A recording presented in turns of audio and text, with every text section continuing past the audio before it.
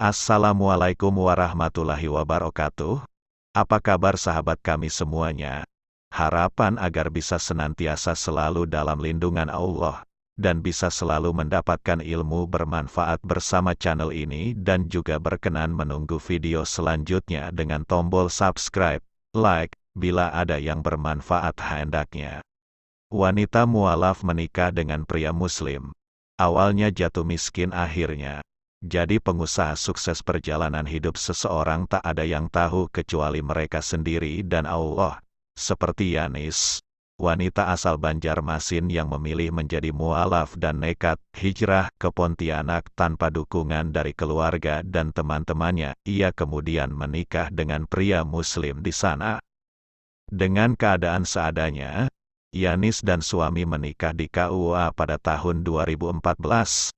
Saat itu Yanis merasa saat itu bukanlah seperti dirinya. Namun, ia tidak ada pilihan karena tidak ada satu keluarganya yang datang untuk menghadiri acara pernikahannya yang sederhana. Aku juga tidak ingin memberitahu mereka, karena itu tadi semua diblok, setelah jadi mualaf. Padahal teman-teman aku di Banjarmasin itu banyak yang tidak setuju juga. Aku memilih tinggal di Pontianak, kata Yanis. Kami benar-benar hidup susah, memulai semuanya dari nol. Tidak punya teman, tidak punya pekerjaan, hidup seadanya. Itu luar biasa, tapi aku percaya rezeki itu pasti ada. Asal kita mau berusaha. Yanis pun merasa aneh, lantaran apa yang dijalaninya saat itu berdua dengan suami justru terasa nyaman. Tinggal di Pontianak, Yanis merasa bahagia. Tadinya di Banjarmasin kemana-mana tinggal diantar sopir alias serba ada. Namun, saat menjadi mualaf dan menikah, Yanis malah menikmati hidup sederhana, ala kadarnya. Tiba-tiba di sini, jalan kaki, enggak ditemani orang karena enggak punya mobil, kenang Yanis. Sampai suatu saat, wanita Banjarmasin itu mendapat tawaran untuk bekerja, mengerjakan sebuah event. Sampai suatu saat, Yanis mendapat tawaran untuk bekerja, mengerjakan sebuah event. Yanis yang memang andal dalam bidang tersebut membuat event tersebut sukses. Setelah mengerjakan event dan ditawari kesempatan lagi, suaminya mendadak sakit. Tadinya, ego Yanis begitu besar untuk mencari uang, mengesampingkan urusan suami. Aku pikir penyakitnya dia tidak terlalu parah. Aku pikir dengan aku siapin sarapan, obat, istirahat cukup. Ternyata tambah parah, jadi seminggu kemudian tambah parah, kata Yanis.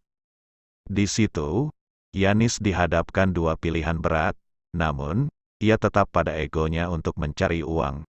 Setelah mendapatkan uang, Yanis menyesal karena kondisi suami yang parah dan akhirnya uang habis karena pengobatan, bukannya dinikmati.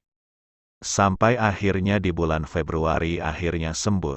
Sudah bisa ke kantor, tapi belum diizinkan. Ucapnya, bak disambar geledek, satu permintaan suami setelah sembuh. Yang bikin Yanis terdiam adalah ia tak boleh bekerja lagi. Dengan berat hati, Yanis mengundurkan diri dari pekerjaannya. Dengan kondisi yang serba kekurangan setelah menjadi ibu rumah tangga, Yanis heran malah merasa hatinya berkecukupan. Hati tuh riang gembira, enggak sedih. Katanya, rezeki sudah diatur. Dengan kondisi yang serba kekurangan setelah menjadi ibu rumah tangga, Yanis heran malah merasa hatinya berkecukupan. Akhirnya dengan keberanian yang ada, aku masak soto Banjar, kenang Yanis. Saat memasuki Ramadan, Yanis memanfaatkan kesempatan yang ada. Aku tawarin ke orang-orang Banjar di sini. Dikasih promo, katanya. Ternyata tuh ramai banget. Alhamdulillah, karena suami juga, enggak bisa ke kantor. Karena corona, ya sudah jangan putus asa. Bantu aku melakukan pekerjaan ini. Kenangnya, dari usaha soto Banjar, Yanis cukup meraup keuntungan yang banyak. Rezekinya tak berhenti di situ. Suatu ketika seorang teman buka usaha tempat wisata dan makan, Yanis pun diandalkan untuk menjadi manajer di tempat tersebut. Dengan hobiku membuat event, Aku juga membuat event di tempat wisata tersebut. Aku akhirnya bisa menabung dari situ, ungkap Yanis. Tak hanya menjadi pengusaha sukses, hati ibunda yang berbeda keyakinan juga akhirnya luluh. Ibunda sampai mau temui Yanis ke Pontianak untuk melihat kondisi putrinya itu. Ma, syukuri saja. Saya pun bersyukur dengan kehidupan saya di kota Pontianak. Jadi jangan bandingkan kehidupan saya di kota Banjarmasin. Karena dengan bersyukur apapun itu terasa enak dan bahagia, kata Yanis.